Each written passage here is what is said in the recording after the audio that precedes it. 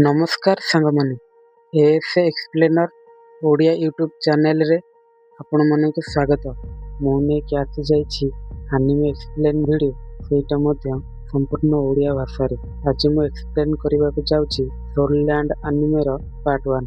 କାହାଣୀ ଆରମ୍ଭ ହେଲା ପାହାଡ଼ ଉପରେ ଥିବା ଗୋଟିଏ ଛୋଟିଆ ସେକ୍ଟରୁ, ଯେଉଁ ସେକ୍ଟଟିର ନାମ ଥିଲା ତାଙ୍ଗ ସେକ୍ଟ। ସେହି ସେକ୍ଟର ବାହାର ପାଖ ଜଙ୍ଗଲରେ ଜଣେ ଷ୍ଟୁଡେଣ୍ଟ ତା ଟିଚର ମାନଙ୍କ ପାଖରୁ ବଞ୍ଚିକି ଦୌଡ଼ୁଥାଏ। ତା ଟିଚର ମାନେ ତା ଉପରେ ଆଟାକ୍ କରିବା ସହିତ ତାକୁ ଗୋଡ଼ାଉଥାନ୍ତି, କିନ୍ତୁ ସେହି ଷ୍ଟୁଡେଣ୍ଟଟି ସବୁ ପ୍ରକାର ଆଟାକରୁ ବଞ୍ଚି ଯାଉଥାଏ। ସେହି ଷ୍ଟୁଡେଣ୍ଟଟିର ନାମ ଥିଲା ତାଙ୍ଗସାନ୍। ତାଙ୍ଗସାନ୍ ଶେଷରେ ଦୌଡ଼ି ଦୌଡ଼ି ଗୋଟିଏ ଘାଇ ପାଖରେ ପହଞ୍ଚିଗଲା। ତାକୁ ତା ମାଷ୍ଟର ମାନେ ଗୋଡ଼ାଇବାର କାରଣ ସେ ବିନା ପରମିଶନରେ ସେକ୍ଟ ଲାଇବ୍ରେରୀରେ ପଶିକି ବିଭିନ୍ନ ପ୍ରକାର ଟେକ୍ନିକ୍ ଶିଖି ଯାଇଥାଏ। ଯେତେବେଳେ ସେ ଆଉ ଖସିକି ଯାଇପାରିଲା ନାହିଁ, ସେଥିପାଇଁ ଘାଇକୁ ଡେଇଁ ଆତ୍ମହତ୍ୟା କରିବ ବୋଲି ଚିନ୍ତା କଲା, କାରଣ ତା ମାଷ୍ଟର ମାନେ ତାକୁ ମୃତ୍ୟୁଦଣ୍ଡ ଦେବା ପାଇଁ ଗୋଡ଼ାଉଛନ୍ତି। ଆତ୍ମହତ୍ୟା କରିବା ପୂର୍ବରୁ ସେ ଏକଥା ମଧ୍ୟ କହିଲା କି ସବୁ ଟେକ୍ନିକ୍ ତା ରୁମରେ ଅଛି, ସେ କାହାରିକୁ ଦେଇନାହିଁ। ତାପରେ ସେ ମନ ଦୁଃଖରେ ନିଜର ସବୁ କପଡ଼ା ଓହ୍ଲାଇ ଦେଲା ଏବଂ ଘାଇକୁ ଡେଇଁ ପଡ଼ିଲା। ଏସବୁ ଦେଖିବା ପରେ ମାଷ୍ଟର ମାନେ ତାକୁ ରୋକିବାକୁ ଚେଷ୍ଟା କଲେ, କିନ୍ତୁ ସେତେବେଳକୁ ସେ ଘାଇକୁ ଡେଇଁ ପଡ଼ିଥିଲା। ସେ ମରିଯିବା ପରେ ତା ଆତ୍ମା ଅଲଗା ଅଲଗା ଦୁନିଆ ପାର କରି ଗୋଟିଏ ଛୋଟ ପିଲା ରୂପରେ ଜନ୍ମ ନେଲା। ସେଠାରେ ମଧ୍ୟ ତାର ନାମ ତାଙ୍ଗସାନ୍ ରଖାଗଲା। ତାର ପୂର୍ବ ଜନ୍ମର ସବୁ ଟେକ୍ନିକ୍ ମନେ ଥାଏ, ଯାହାକୁ ସେ ସବୁବେଳେ ଏକୁଟିଆ ପାହାଡ଼ ଉପରେ ବସି ପ୍ରାକ୍ଟିସ କରିଥାଏ। ସେ ଯେଉଁଠି ଜନ୍ମ ନେଲା ତାର ନାମ ଥିଲା ଟୋଲୁଅ କଣ୍ଟିନେଣ୍ଟ, ଯେଉଁଠାରେ 6 ବର୍ଷ ବୟସ କମ୍ପ୍ଲିଟ ହେଲା ପରେ ସମସ୍ତେ ନିଜ ନିଜର ସ୍ପେଶିଆଲ ଆବିଲିଟି ଜାଗ୍ରତ କରିଥାନ୍ତି, ଯେଉଁ ଆବିଲିଟିର ନାମ ସ୍ପିରିଟ୍ ସୋଲ୍ କୁହାଯାଇଥାଏ। ଗୋଟିଏ ଦିନ ଯେତେବେଳେ ସେ ପାହାଡ଼ରୁ ପ୍ରାକ୍ଟିସ କରିକି ଫେରୁଥାଏ, ସେତେବେଳେ ସେ ଜାଣିବାକୁ ପାଇଲା ଏ ବର୍ଷ ଆବିଲିଟି ଜାଗ୍ରତ କରିବାକୁ ଗୋଟିଏ ସ୍ପିରିଟ୍ ମାଷ୍ଟର ତାଙ୍କ ଭିଲେଜକୁ ଆସିଛନ୍ତି। ଯେଉଁ ସ୍ପିରିଟ୍ ମାଷ୍ଟରଙ୍କର ନାମ ଥିଲା ସୁୟୁ ତାଓ, ଯିଏକି ର୍ୟାଙ୍କ 26ର ଜଣେ ସ୍ପିରିଟ୍ ଗ୍ରାଣ୍ଡ ମାଷ୍ଟର ଥିଲେ।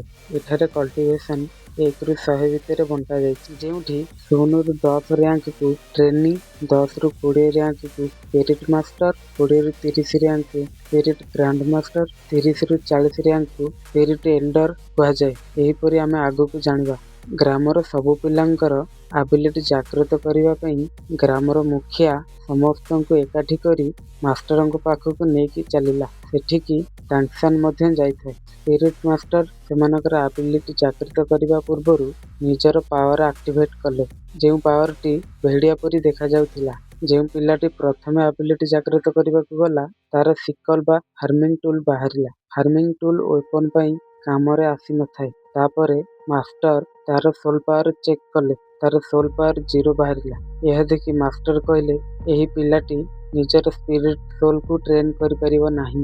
ଏହିପରି ଭାବରେ ମାଷ୍ଟର ଅନ୍ୟ ପିଲାମାନଙ୍କର ମଧ୍ୟ ଆବିଲିଟି ଜାଗ୍ରତ କଲେ, ଯେଉଁଥିରେ ଅଧିକାଂଶ ପିଲାଙ୍କର ହାର୍ମିଂ ଆବିଲିଟି ବାହାରିଲା। ତାପରେ ପାଳି ପଡ଼ିଲା ଗୋଟିଏ ଝିଅଟିର, ଯାହାର ଆବିଲିଟି ବାହାରିଲା ସିଲଭର ପ୍ଲାଣ୍ଟ, ଯେଉଁଥିରେ କୌଣସି ସ୍ପେଶିଆଲ ଆବିଲିଟି ନଥାଏ। ଏହାପରେ ଆମର ହିରୋ ତାଙ୍ଗସାନ୍ ଆଗକୁ ଆସିଲା। ଯେତେବେଳେ ମାଷ୍ଟର ତାଙ୍ଗସାନ୍ର ଆବିଲିଟି ଜାଗ୍ରତ କଲେ, ସେତେବେଳେ ତାର ପ୍ରଥମ ହାତରେ ସିଲଭର ପ୍ଲାଣ୍ଟ ଏବଂ ଦ୍ୱିତୀୟ ହାତରେ ଲାଇଟିଂ ସ୍କାଏ ହାମର ବାହାରିଲା, ଯାହାକୁ ସେ ଲୁଚାଇ ଦେଲା।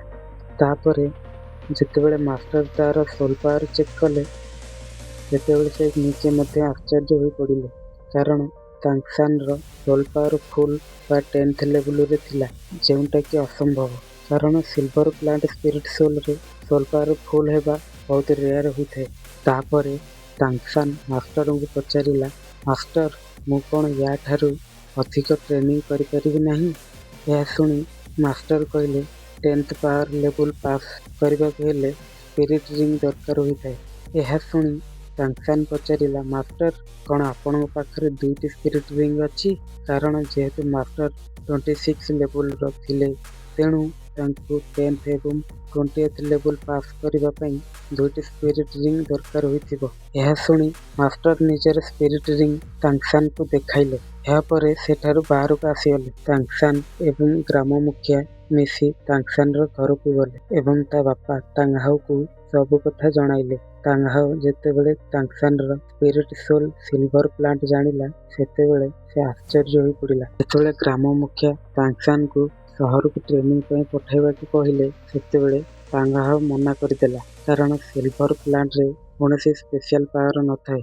ଏହାପରେ ଗାଁ ମୁଖିଆ ରାଗିକି ସେଠାରୁ ଚାଲିଗଲା। ତାଙ୍ଗାହାଓ ତାଂସାନକୁ ନିଜର ସ୍ପିରିଟ୍ ସୋଲକୁ ଦେଖାଇବାକୁ କହିଲା। ଯେତେବେଳେ ସେ ସିଲଭର ପ୍ଲାଣ୍ଟ ସ୍ପିରିଟ୍ ସୋଲକୁ ଦେଖିଲା ସେତେବେଳେ ତାର କିଛି ପୁରୁଣା କଥା ମନେ ପଡ଼ିଗଲା, ଯେଉଁଠି ତାକୁ ଏବଂ ତା ପୁଅକୁ ବଞ୍ଚାଇବାକୁ ଯାଇ ତା ପତ୍ନୀ ନିଜକୁ ସାକ୍ରିଫାଇସ୍ କରିଦେଇଥିଲା। ଯେତେବେଳେ ତାଙ୍ଗାହାଓ ତାଂସାନର ଦ୍ୱିତୀୟ ସ୍ପିରିଟ୍ ସୋଲ ଲାଇଟିଂ ସ୍କାଇ ହାମରକୁ ଦେଖିଲା ସେତେବେଳେ ସେ ଖୁସି ହୋଇଗଲା। ତାପରେ ତାଂସାନକୁ ଲୁହାର କାମ ଏବଂ ବିଭିନ୍ନ ପ୍ରକାର ଟେକ୍ନିକ୍ ଶିଖାଇଲା। ଯେତେବେଳେ ତାଂସାନ ସବୁ ଟେକ୍ନିକ୍ ଶିଖିଗଲା ସେତେବେଳେ ତା ବାପା ତାଙ୍ଗାହାଓ ତାକୁ ସହରକୁ ଟ୍ରେନିଂ ପାଇଁ ଯିବାକୁ ଅନୁମତି ଦେଲା। ସହରକୁ ଯିବା ପୂର୍ବରୁ ତାଙ୍ଗାହାଓ ତାଂସାନକୁ 2ଟି ନିୟମ ମାନିବାକୁ ବାଧ୍ୟ କଲା। ପ୍ରଥମଟି ହେଉଛି ହାମର ସ୍ପିରିଟ୍ ସୋଲରେ ସ୍ପିରିଟ୍ ରିଙ୍ଗ ଲଗାଇବ ନାହିଁ ଏବଂ ଦ୍ୱିତୀୟଟି ହେଉଛି 2ଟି ସ୍ପିରିଟ୍ ସୋଲ ବିଷୟରେ କାହାରିକୁ ନ ଜଣାଇବା ପାଇଁ। ଏହାପରେ ତାଂସାନ ଏବଂ ଗ୍ରାମ ମୁଖିଆ ମିଶି ସହରକୁ ବାହାରିଗଲେ। ସେ ଦୁହେଁ ସହରରେ ପହଞ୍ଚିଲା ପରେ ପଚାରି ପଚାରି ସ୍ପିରିଟ୍ ମାଷ୍ଟର ଏକାଡେମୀ ଯିବା ଆରମ୍ଭ କରିଦେଲେ। ସ୍ପିରିଟ୍ ଏକାଡେମୀ ପହଞ୍ଚିବା ପରେ ଗେଟ୍ ପାଖର ଗାର୍ଡ ସେମାନଙ୍କୁ ଅଟକାଇ ଦେଲା। ଏହା ଦେଖି ଗାଁ ମୁଖିଆ ତାକୁ ସ୍ପିରିଟ୍ ମାଷ୍ଟର ଦେଇଥିବା ପାସ୍ ଦେଖାଇଲେ, କିନ୍ତୁ ଯେତେବେଳେ ଗାର୍ଡଟି ଦେଖିଲା ପାସରେ ଫୁଲ୍ ସୋଲ ପାୱାର ଏବଂ ସିଲଭର ପ୍ଲାଣ୍ଟ ସ୍ପିରିଟ୍ ସୋଲ ଲେଖାଯାଇଛି ସେତେବେଳେ ସେ ବିଶ୍ୱାସ କରିଲା ନାହିଁ। ସେ ଭାବିଲା ଏହା ଏକ ଡୁପ୍ଲିକେଟ୍ ସାର୍ଟିଫିକେଟ୍। ଏହା ଶୁଣି ଗ୍ରାମ ମୁଖିଆ ଗାର୍ଡ ସହିତ ଝଗଡ଼ା କରିବା ଆରମ୍ଭ କରିଦେଲେ। ସେତିକିବେଳେ ଗ୍ରାଣ୍ଡ ମାଷ୍ଟରଙ୍କର ଏଣ୍ଟ୍ରି ହେଲା, ଯିଏ ଆସିବା ପରେ ସେମାନଙ୍କୁ ଝଗଡ଼ା କରିବାରୁ ଅଟକାଇ ଦେଲେ ଏବଂ ତାଂସାନକୁ ଆଡମିସନ୍ ପାଇଁ ଏକାଡେମୀ ଭିତରକୁ ନେଇକି ଚାଲିଲେ। ଏହାପରେ ଗ୍ରାଣ୍ଡ ମାଷ୍ଟର ତାଂସାନକୁ କହିଲେ ପୂର୍ବ 100 ବର୍ଷ ଭିତରେ ସେ ତୃତୀୟ ନମ୍ବରରେ ଯାହା ପାଖରେ 2ଟି ସ୍ପିରିଟ୍ ସୋଲ ଅଛି।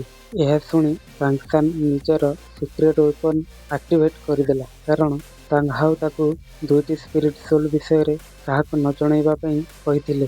ଏହାକୁ ଦେଖି ଗ୍ରାଣ୍ଡମାଷ୍ଟର କହିଲେ ସେ ବହୁତ ରିସର୍ଚ୍ଚ କରିଛନ୍ତି, ସେଥିପାଇଁ ସେ ଜାଣିପାରିଲେ ତାଂସାନ ପାଖରେ 2ଟି ସ୍ପିରିଟ୍ ସୋଲ ଅଛି, କାରଣ ସିଲଭର ପ୍ଲାଣ୍ଟ ସ୍ପିରିଟ୍ ସୋଲରେ କୌଣସି ସ୍ପେଶାଲ ପାୱାର ନଥାଏ। ତେଣୁ ସୋଲ ପାୱାର ଫୁଲ୍ ହେବାର ଅର୍ଥ ଅନ୍ୟ ଏକ ସ୍ପିରିଟ୍ ସୋଲ। ଏହା ଶୁଣି ତାଂସାନ ତାକୁ ଗ୍ରୀଟ୍ କରିକି ମାଷ୍ଟର ବୋଲି ସମ୍ବୋଧନ କଲା। ଏହା ଦେଖି ଗ୍ରାଣ୍ଡ ମାଷ୍ଟର ମଧ୍ୟ ତାକୁ ନିଜର ଡିସାଇବଲ୍ ବୋଲି ସ୍ୱୀକାର କରିନେଲେ। ଏହାପରେ ଗ୍ରାଣ୍ଡ ମାଷ୍ଟର ଏବଂ ତାଂସାନ ପ୍ରିନ୍ସିପାଲ ରୁମକୁ ଗଲେ। ପ୍ରିନ୍ସିପାଲ ଗ୍ରାଣ୍ଡ ମାଷ୍ଟରଙ୍କୁ ଦେଖି ତାଂସାନର ଆଡମିସନ୍ ସହଜରେ କରିଦେଲେ ଏବଂ ତାକୁ ହଷ୍ଟେଲ ନମ୍ବର 7 ଆଲଟ୍ କରିଦିଆଗଲା, କାରଣ ଗ୍ରାଣ୍ଡ ମାଷ୍ଟର ଏଠାକାର ଟିଚର ନୁହନ୍ତି, ଏଠାକୁ ସେ ଗେଷ୍ଟ ହୋଇକି ଆସିଛନ୍ତି। ଯେତେବେଳେ ତାଂସାନ ଯାଇକି ହଷ୍ଟେଲ 7ର ରୁମ୍ ଡୋର ଓପନ୍ କଲା ସେତେବେଳେ ଏକ ଷ୍ଟୁଡେଣ୍ଟଟିଏ ହଠାତ୍ ତା ଉପରେ ଆଟାକ୍ କରିବା ଆରମ୍ଭ କରିଦେଲା। ତାଂସାନ ମଧ୍ୟ ଫାଇଟ୍ ଆରମ୍ଭ କରିଦେଲା। ଏହି ଫାଇଟ୍ରେ ତାଂସାନ ସେ ପିଲାଟିକୁ ସହଜରେ ହରାଇଦେଲା। ସେ ଷ୍ଟୁଡେଣ୍ଟଟି ହାରିଯିବା ପରେ ତାଂସାନ ସହିତ ହାତ ମିଳାଇ କହିଲା, ଏହି ହଷ୍ଟେଲର ଗୋଟିଏ ପୁରୁଣା ନିୟମ ରହିଛି, ଯେଉଁ ନିୟମ ଅନୁଯାୟୀ ନୂଆ ଷ୍ଟୁଡେଣ୍ଟ ଆସିଲେ ଏଠାକାର ପୁରୁଣା ବସ୍ ସହିତ ଫାଇଟ୍ କରିବେ ଏବଂ ଯଦି ନୂଆ ଷ୍ଟୁଡେଣ୍ଟଟି ଜିତିଯାଏ ତେବେ ତାକୁ ଏଠାକାର ବିଗ୍ ବସ୍ ମାନି ନିଆଯାଇଥାଏ। ଯେତେବେଳେ ତାଂସାନ ସେଠାରୁ ଯିବାକୁ ବାହାରିଲା ସେତିକିବେଳେ ଗୋଟିଏ ନୂଆ ଷ୍ଟୁଡେଣ୍ଟଟିଏ ସେଠାରେ ଆସି ପହଞ୍ଚିଗଲା, ଯାହାର ନାମ ଥିଲା ଜିବୁ। ଭିଡ଼ିଓଟି ଭଲ ଲାଗିଥିଲେ ଲାଇକ୍ କରନ୍ତୁ। ଆପଣଙ୍କ ଫେଭରାଇଟ୍ ଆନିମେ ସିରିଜର ନାମ କମେଣ୍ଟ କରନ୍ତୁ।